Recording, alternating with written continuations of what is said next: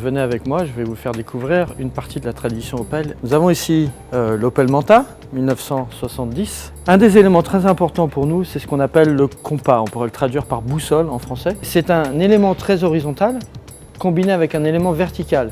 Vertical, cette arête centrale sur le capot, cette pointe sur la face avant. Ce compas met en avant aussi une partie graphique, noire, sombre, qui intègre tous les éléments technologiques de l'époque, à savoir les lumières évidemment, et puis le refroidissement. On verra comment cette interprétation de ce graphique, de ce qu'on appelle une visière ou visor, est réarticulée de façon moderne sur le concept GTX expérimental. Je parlais de pureté, je parlais de surface très construite, de graphisme très construit. Quand on a quelque chose de très pur, très réduit, il faut savoir souligner certains des détails. À l'époque, ils utilisaient ce petit filet de chrome pour vraiment mettre en valeur et souligner cette pureté et ces surfaces très sculptées. Ce véhicule intègre aussi une réponse à l'époque pour l'intérieur qui est très proche et quelque chose que l'on a remis en avant pour le GTX expérimental. Ce qu'on appelle le Pure Panel. Le Pure Panel, c'est un panneau à l'intérieur qui intègre toutes les fonctions nécessaires à la conduite et à l'expérience utilisateur pour l'intérieur. Ce regroupement fait en sorte que le reste de la voiture est très simple, très dépouillé. On parle de détox visuel. GTX expérimental, que nous allons voir dans quelques instants, se nourrit également des premières explorations que nous avons faites avec GT Concept en 2016. Encore une fois, une taille très mince, très athlétique, très affûtée, avec très peu de lignes qui viennent perturber le profil, et puis un capot très long, des proportions, une utilisation des couleurs qui viennent donner un élément très affirmé, très imposant à ce tout petit véhicule. Cette pureté a vraiment été l'élément de base pour le développement du concept GTX expérimental qui illustre ce thème et ces éléments graphiques comme la ligne rouge sur un segment plus B. Je vous emmène maintenant au GTX expérimental. Donc voici le GT Concept. Je vais vous montrer le lien avec la Manta que nous avons vu tout à l'heure. Nous retrouvons cette ligne horizontale qui intègre la signature lumineuse Opel. Je parlais de grille tout à l'heure, je parlais de calandre qui était à l'époque là pour refroidir le véhicule. Les lampes étaient quasiment les mêmes éléments utilisés par tous les constructeurs puisque c'était un même producteur de lampes.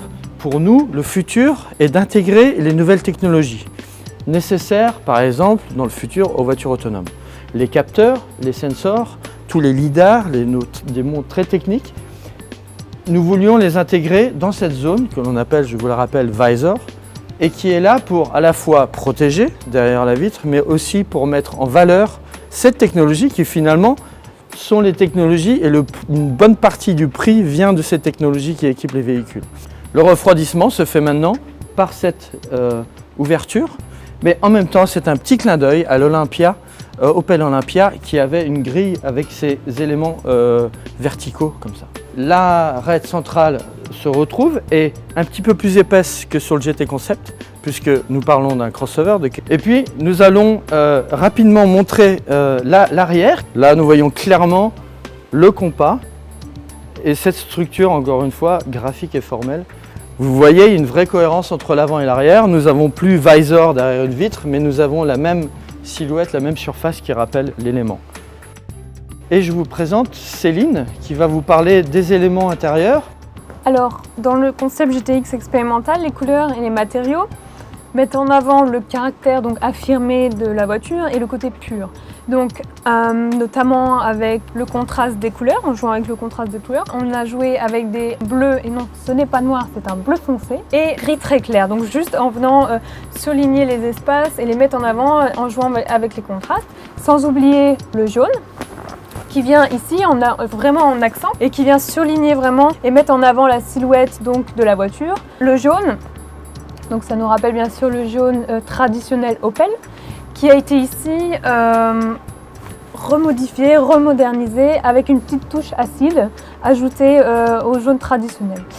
Donc les matériaux ici utilisés ont été des matériaux issus donc, de la vie de tous les jours, donc par exemple dans l'industrie des habits, des chaussures, où on a le côté très approchable, j'ai envie de dire, avec des matériaux qui sont très faciles à nettoyer, donc comme la vie de tous les jours. Ici, le côté très technique aussi, très précis, avec des matériaux qui ont été tissés et aussi avec les éléments graphiques qui sont très importants, avec des techniques donc très précises comme ici le soudage, où on a mis en avant le côté un peu affirmé de la voiture.